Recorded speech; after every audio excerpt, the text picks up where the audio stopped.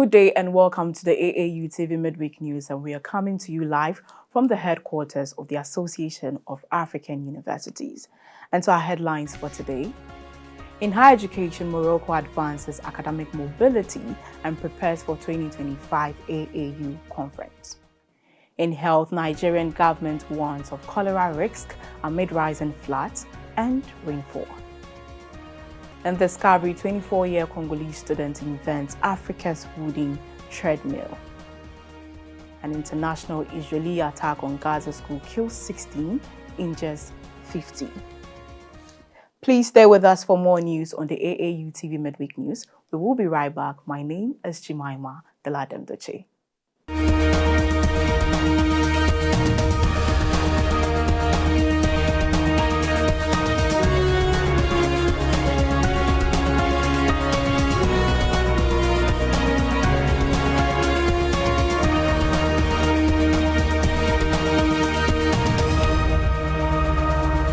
Welcome back from the break. The 5th Annual Ghana School on Internet Governance Fellowship has been successfully concluded here at the AAU Secretariat, Accra, Ghana.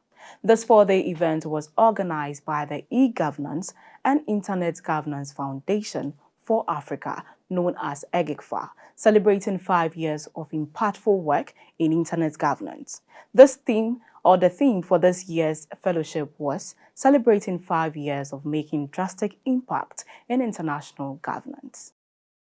The 5th Annual Ghana School of Internet Governance Fellowship event brought together 47 participants from across the globe, including Ghana, Nigeria, Benin, Ivory Coast, Ethiopia, Kenya, and the United States.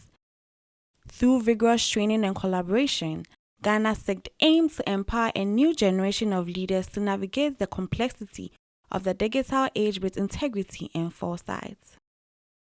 So we had the opportunity to speak with organizers from the Ghana SEG program, and here is what the founder and manager of Ghana SEG, Sarat Omane, had to say about the fellowship, its participants' benefits, and its impact on internet governance over the past 5 years.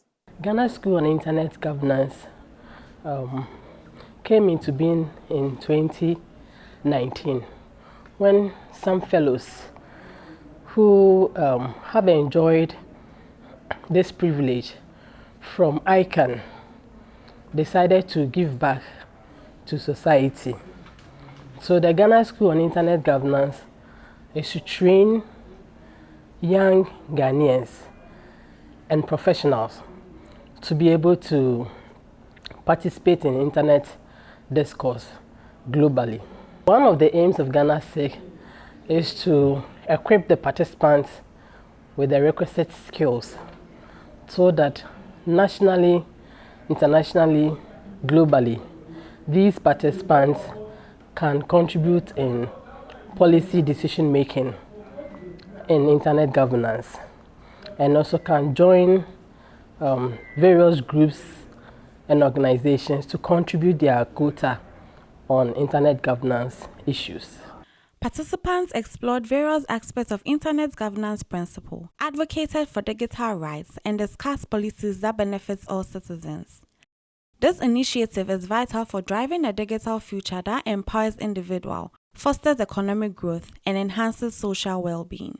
Some participants shared with us their journey and highlights in the Ghana SIG Fellowship. This fellowship, as a product of the Internet Corporation for Assigned Names and Numbers, ICANN, aims to share knowledge and requisite skills for the youth. When I was applying, the area I focused my application on was I want to learn, I was already engaged in some internet governance initiative back in my country, but I want to go beyond my country and see what other people are doing and what I can learn from that and contribute in what we are doing in my country. And beyond that, as a long-term goal, becoming a trainer in internet governance ecosystem as well. So far, some of them are already met, but they want the bigger one, and still working on it. At first, even this sign, sometimes we're taking pictures, we do that, and someone was telling me that even these people can, use your fingerprints and do something. So I was like, okay, from now on, I know these things. First of all, I gotta apply them to myself, and then find, a kind of platform where I can also teach other people how to actually be aware, of those things related to not only e-governance but also digital life and digital environment. It's clear that initiative like Ghana's SIG plays a crucial role in shaping the future of internet governance in Africa and beyond. We look forward to seeing the continued positive impacts of this program. Still on higher education, the Ministry of Higher Education, Scientific Research and Innovation in Morocco has announced a new initiative to collaborate and partner with other African universities, aiming to increase academic mobility and research collaboration across the continent. This move is expected to open up new opportunities and academic for scientific cooperation, strengthening ties between Morocco and the rest of Africa. According to the ministry, approximately 25,000 African countries are currently benefiting from this initiative, with about 85% of them receiving full funding for their academic pursuit.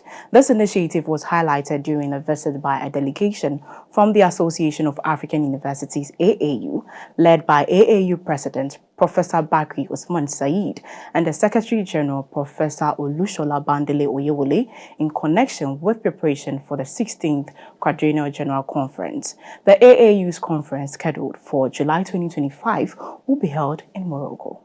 Okay, so we are privileged to have with us here today Madame Nodimo Delamini, and she is the Director for Knowledge Management, ICT and Communication at the AAU, and she is also a delegate, one of the delegates who visited Morocco as part of the preparation for the Quadrennial General Conference. You're welcome, Madam. Thank you. Okay. Yes, thank you.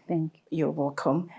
So we'll delve straight into the conversation, Madam. So having been part of the delegation who went to Morocco, how would you say Morocco is to advance its academic mobility to African countries? Morocco is actually on a drive to re-engage with Africa and to actually ensure that there are students and staff that participate in academic mobilities and opportunities that are available in Morocco. This seems to be a directive from the government, from the kingdom, to bring in African students. There are currently 25,000 students studying in Morocco. 85% of them are supported by the Kingdom of Morocco. Oh, okay. Yeah. That's great. But beyond the preparation for the Quadrennial General Conference, what are other partnership opportunities that we are looking at? They informed us that there's a national plan for acceleration of transformation of higher education, scientific research and innovation ecosystem. It's called the Pact ESRI 2030 plan. And through this plan, Moroccan universities are striving towards aligning with international standards and encouraging openness, international outreach, and also working towards strengthening cooperation and partnerships between themselves and African countries. So through this plan, there are a lot of opportunities for universities in Africa to identify what Moroccan universities are interested in, and vice versa. Moroccan universities to identify the interests of African universities and strengths, and then come together to work together, either in terms of sharing knowledge, academic mobility, joint resource mobilization, and the like. Okay. So what does the 16th Quadrennial Conference seek to achieve for the whole AAU community as a whole? This is a conference that happens every 4 years. During this conference, we will elect a new board, And also during this conference, the association will report back to the association what it has been doing over the past 4 years. And this one in Morocco will be special because we aim to have a session for students where students come in and demonstrate what they are doing in their research, and possibly we will have poster presentations from students across Africa. Okay, Yeah. that is a great one that the General Conference seek to achieve for the AAU. Thank you very much, Madam, for joining us today. Thank you so much, Jemima. Okay, thank you. In health, the Nigerian government, during a press conference on Thursday, has issued a warning about the heightened risk of cholera spreading due to rising flood levels and ongoing rainfall. As of July 3, 2024, Nigeria has reported 63 deaths and 2,102 suspected cholera cases since the outbreak began. The recent heavy rains have led to flooding in several states and the Federal Capital Territory, prompting the minister to urge local government to intensify efforts to clear drainage. During the press conference, Nigeria's Minister of Water Resources and Sanitation, Joseph Telemon, called on state and local government councils to intensify and step up efforts to avert flood-related disasters in their domains as we approach the peak of the flooding season. Telemon also clarified that there has been no release of water from dams within and out Nigeria, specifically mentioning that water is still being held in the reservoirs of the Kanji and Jeba dams on the river Niger. However, he warned that river flooding is anticipated to begin this month, potentially affecting states including Akwa Ibom, Anambra, Adamawa, Benue, Bayelsa, Cross River, Delta, Edo, Jigawa, Kogi, Kebbi, Kaduna, Niger, Nasarawa, Ondo, Ogun Rivers, Taraba, and the FCT.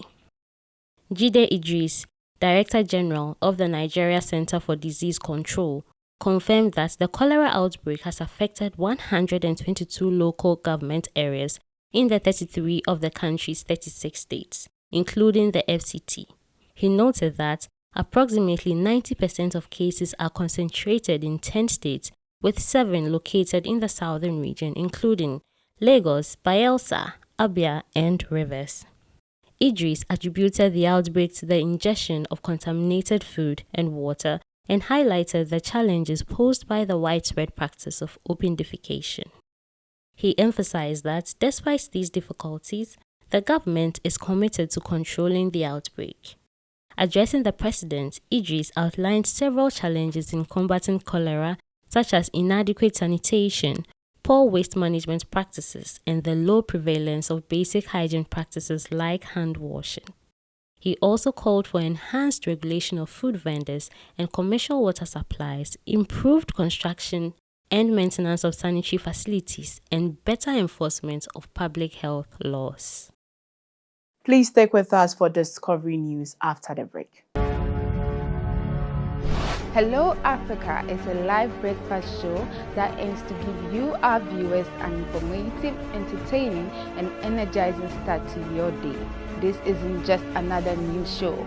It takes the form of vibrant magazine packed with news reviews, lifestyle features, engaging interviews, and interactive segments that put you at the center of the action. All you have to do is grab your coffee, get comfortable, and join us for the Hello Africa morning show. We are here to kickstart your day with the news and stories that matter to you, alongside all the fun and inspiration we crave.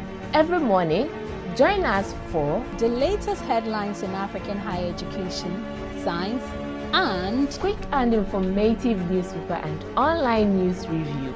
Lifestyle tips on fitness, nutrition, fashion, and beauty. Inspiring interviews with influential figures and everyday heroes. Performances and interactive contests, and so much more. In Ethiopia, Salam Africa. In North Africa, Alan Afrikia. In Swahili, Jambo Africa. Tune in every Monday from 8 a.m. to 10 o'clock GMT. Join us to make it a fantastic day together. Hello, Africa. your daily connection to the continent.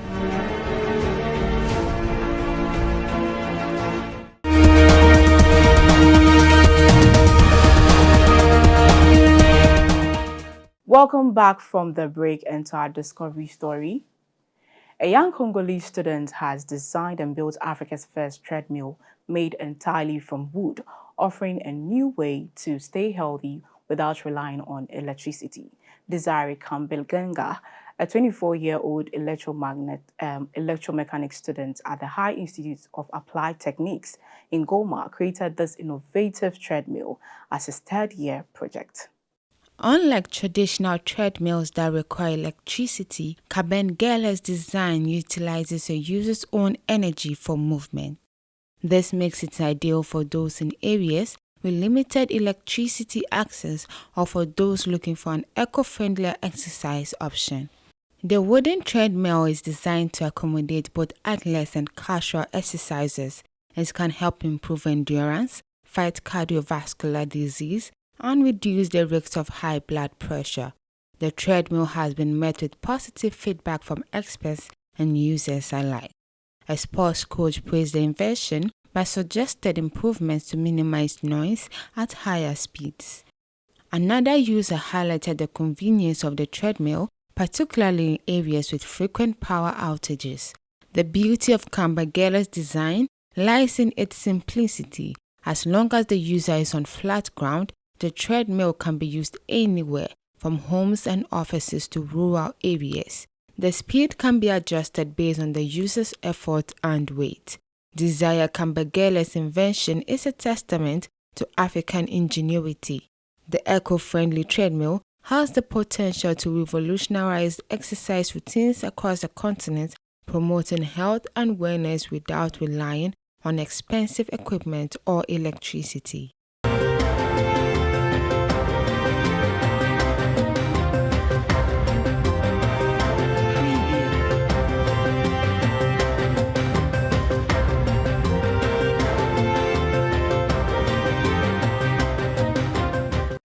In sports, Samuel Eto'o, the prominent Cameroon football chief and former FC Barcelona star, has been cleared of match-fixing delegation by the Confederation of African Football (CAF). However, he has been fined $200,000 for violating CAF's ethics by serving as a brand ambassador for the bookmaker OneXBet. CAF announced on Thursday that there was insufficient evidence to find Eto'o and Valentin Unkoin guilty of match manipulation. Despite this, Eto'o was penalized for endorsing OneXBet, which CAF determined breached its principle of ethics, integrity, and sportsmanship. The disciplinary board ruled that, as it stands, there is insufficient proof to find Mr. Samuel Eto'o's Phil and Mr. Valentin Unkoin guilty of match manipulation. However, the disciplinary board found Mr. Eto'o to have seriously violated the principles of ethics, integrity, and sportsmanship as provided in Article 2, Paragraph 3 of the CAF Statute by signing a brand ambassador contract with the company OneXBet in exchange for remuneration and consequently fined Mr. Eto'o an amount of $200,000. In spring 2023, Eto'o, the head of the Cameroon Football Federation, promoted OneXBet on social media, highlighting exciting bonuses and safe betting experiences. This endorsement ran afoul of FIFA's code, which prohibits football administrators from engaging in betting and gambling activities. Such violations can result in significant fines and bans from the sport. CAF had launched an investigation into Eto'o over match-fixing allegations last summer. Although he has been cleared of these charges, the fine of the ambassadorial role of OneXBet remains significant penalty. Notable, OneXBet recently renewed its sponsorship deal with FC Barcelona, one of Eto'o's former clubs. In entertainment, Jean Landor, the Oscar-winning producer renowned for his work on some of the world's highest-grossing films, such as Titanic and Avatar, has passed away at the age of 63. Landor, who was a long-time producing partner of filmmaker James Cameron, died on Friday after battling several years of cancer. Landau's sister Tina announced his death on social media expressing deep sorrow and pride in her brother's accomplishments. She mentioned her heart is broken, but filled with pride and gratitude for his extraordinary life and the love he gave everyone who knew him or his films. She described him as the best brother a girl could ever dream of. Born to Hollywood producers Eli and Eddie Landau, John Landau followed his parents' footsteps, carving out a significant career in the film industry. He served as an executive at 20th Century Fox, overseeing notable films like The Last of the Mohicans and Die Hard 2. Landau's collaboration with Cameron was particularly fruitful, producing the 1997 blockbuster Titanic, the first film to surpass $1 billion at the global box office. Landau continued to make cinematic history with Cameron, co-producing Avatar and its sequel Avatar: The Way of Water, both of which went to break the record set by Titanic. Additionally, he co-produced other popular films including Honey, I Shrunk the Kids, and Dick Tracy, and held a management position in Cameron's production company, Lightstorm Entertainment. Following the news of Landau's death, James Cameron told The Hollywood Reporter that a great producer and a great human being has left us. John Landau believed in the dream of cinema. He believed that film is the ultimate human arts form, and to make films you must first be human yourself. He will be remembered as much for his vast generosity of service as for the movies themselves. Director Sir Peter Jackson and his screenwriter wife Fran Walsh, whose visual effects company worked on the Avatar films, also expressed their devastation at Landau's passing. Actor Zoe Saldana, who starred in the Avatar films, shared her grief on Instagram, noting, "Your wisdom and support shaped so many of us in ways we will always be grateful for."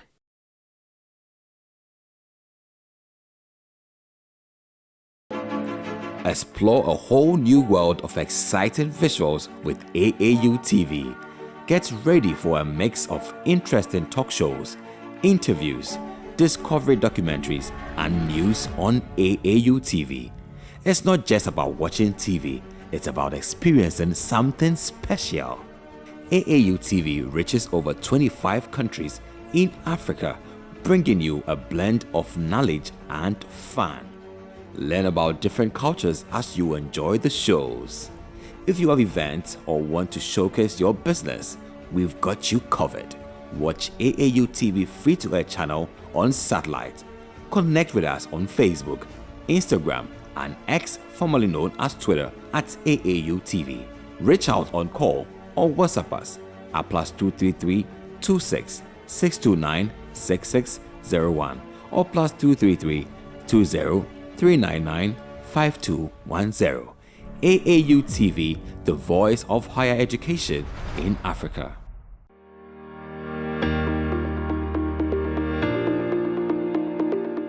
Are you a student seeking to pursue a master's degree program but is constrained by location, time, or simply a hectic schedule? Are you a university or college unable to create or digitize your own master's degree programs due to expertise or funding constraints? AAU eLearn Africa LMS has the answer to all your online education needs. Develop your online master's degree programs now at a totally free cost on a platform that is highly customized and secured. The platform's analytic and proctoring feature, calendar with automatic alerts for activities and to-do list, automatic marking of tests in a variety of formats, optional peer review of written assignments, plugin feature, and several more features are only a few of its important functionalities. With the availability of highly skilled and experienced instructional designers and other staff, universities are assured of online degree programs that meet international standards. Online education provides African universities with competitive positioning, scalable access, multiple nodes, multiple modes of communication, virtual collaboration, and a wider selection of programs. Consequently, online master's degree programs have become a viable option for higher education in Africa due to challenges such as infrastructure, graduate output, and lack of funding. Therefore, Partnerships and collaboration between enterprises and academic institutions are needed. Admissions are open for the online degrees with Rhodes Business School South Africa and Njala University Sierra Leone. Also, institutions interested in partnering with us to develop their own online master's degree programs should submit an expression of interest. AAU eLearn Africa LMS provides low-cost online master's degree programs to all students and assists universities to digitize their existing master's degree programs as well as help them develop new ones from scratch. For any inquiries and submission of expression of interest, please email us at info@elearnafricalms.com or aaulms@aau.org. Don't miss out on this opportunity for a global and online educational experience.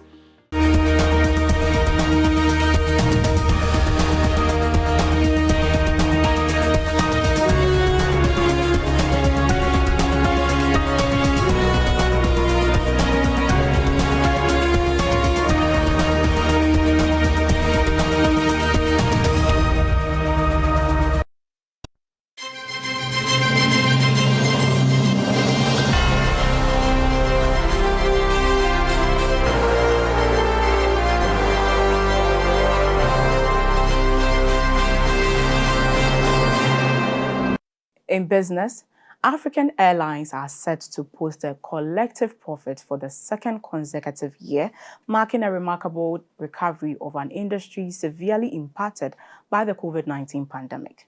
The International Air Transport Association reports that increased travel demand has boosted the sector's earnings, projecting a profit of $100 million for 2024. This turnaround reflects a near doubling of profits per passenger compared to 2023, with profits expected to reach 90% for passenger. However, this figure pales in comparison to the global average of $6.14 million, highlighting the fragile nature of the recovery. Kamil Alawadi, IATA's Regional Vice President for Africa and the Middle East, noted that Africa's airlines are making a collective profit but cautioned that the profit margins remain razor-thin and well below the global benchmark. Significant challenges persist for African airlines, including high operational costs, heavy taxation, and the absence of a continent-wide multilateral traffic rights regime, which limits the sector's ability to fully capitalize on rising travel demand. Despite these obstacles, the sector is showing signs of progress, with a net post-tax profit of $100 million anticipated, a notable improvement from the previous year. Revenue passenger kilometers growth is expected to reach 8.5%, indicating strong passenger demand, although slightly behind the projected capacity growth of 9.1%. The load factor, a measure of how full flights are, is projected to hit 61.9%, slightly above the break-even load factor of 59.8% for African airlines. These figures suggest a slow but steady recovery for the sector and evenly distributed across the continent. To address ongoing challenges, IATA's Focus Africa initiative offers a strategic framework to strengthen the aviation industry, aiming to create a more resilient and efficient sector that drives economic growth and social development. The pent-up demand for travel is expected to drive a full recovery of Africa's aviation and tourism sectors, with both inbound and outbound travel showing strong performance. According to recent air travel research, tourists with vacation savings and a desire to travel after pandemic restrictions will form a bulk of visitors to the continent, benefiting countries like Egypt, Kenya, and South Africa the most.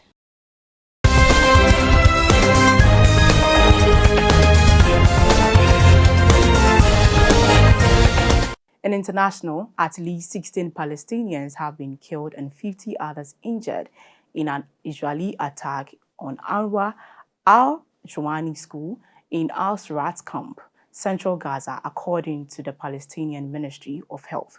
The school was sheltering displaced people when the strike occurred on Saturday. A displaced man at the school told CNN that children were among the injured. He mentioned that there was a swing where children were playing and questioned what their fault was while holding his daughter. CNN video footage shows several injured children arriving at a nearby hospital following the attack. The Israeli military stated that militants were operating in structures located within the school area, using it as a hideout and operational base for attacks against IDF troops in Gaza. CNN has not independently verified the claims from either the Palestinian Ministry of Health or the Israeli military. UNRWA Communication Director Juliet Thoma reported that half of UNRWA's facilities in Gaza have been hit since October 7, resulting in the deaths of at least 500 people sheltering in those facilities, many of whom were women and children. The Egyptian Foreign Ministry condemned the attack on the UNRWA building, which is said housed thousands of displaced civilians.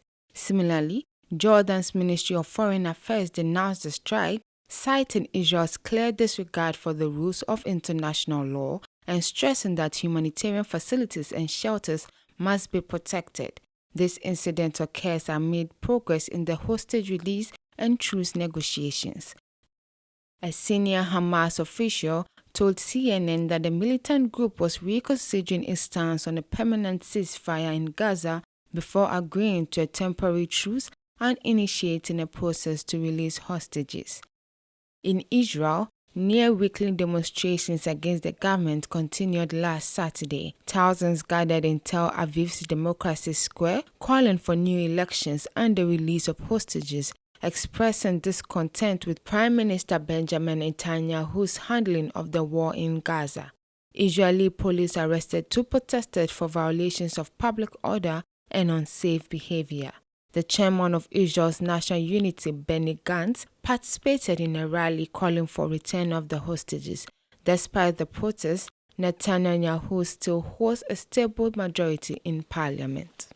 Now, thank you for staying with us, and we'll take a quick recap of our top story. In higher education, Morocco advances academic mobility and prepares for 2025 AAU conference. In health, Nigerian government warns of cholera risks amid rising floods and rainfall. And Discovery, 24-year Congolese student invents Africa's wooden treadmill. And international, Israeli attack on Gaza school kills 16, injures 15. Now, thanks for sticking with us on the AAU TV Mid-Week News, and you can also get interactive with us on our various social media handles, Association of African Universities, on Facebook and YouTube. My name is Jemima Deladem. Have a nice day.